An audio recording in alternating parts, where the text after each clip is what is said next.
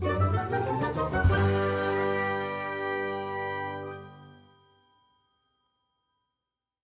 second part of the book review, Influence, The Psychology of Persuasion, by Robert B. Cialdini. In the first part of the video, we already covered the power of reciprocity in persuasion.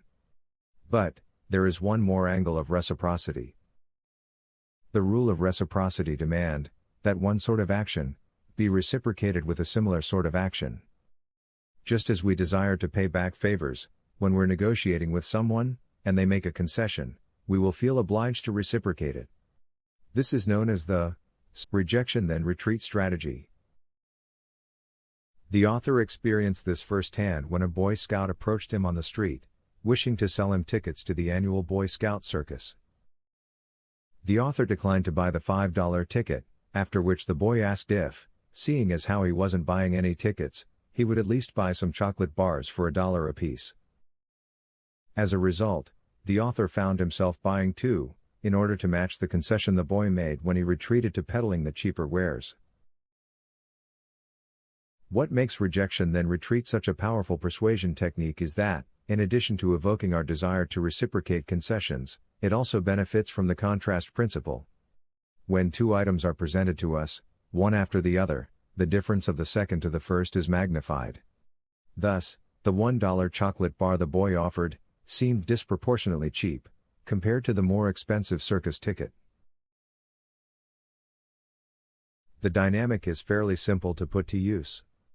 If you want something specific from a negotiation partner, start with an offer they are pretty sure to reject. Then retreat from your initial offer to what you really want. Your opponent will probably see this as a concession, and feel obliged to make a similar one.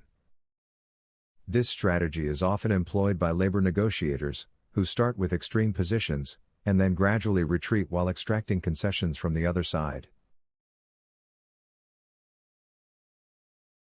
However, researchers have discovered that there's a limit to how extreme your opening position can be. If it's too outrageous, you'll be seen as a bad faith negotiator, and subsequent concessions will not be reciprocated.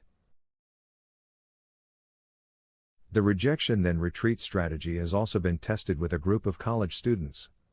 They were asked if they would volunteer to chaperone a group of juvenile delinquents on a day trip to the zoo.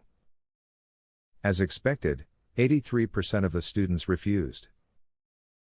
But a very different result was obtained from a similar sample of college students, who were asked the very same question, with one difference. Before they were asked to serve as a chaperone on a zoo trip, they were asked for a larger favor: to spend 2 hours a week as a counselor to a juvenile delinquent for a minimum of 2 years. It was only after they refused this extreme request, as all did, that they were asked the smaller zoo trip request. By presenting the zoo trip as a retreat from the initial request, the success rate increased dramatically. 3 times as many volunteered to serve as zoo chaperones. The number goes up from 17% to 50%. So, for the wives out there who want to go somewhere for holiday, you might want to propose to your husband somewhere more expensive, before retreating to your target destination.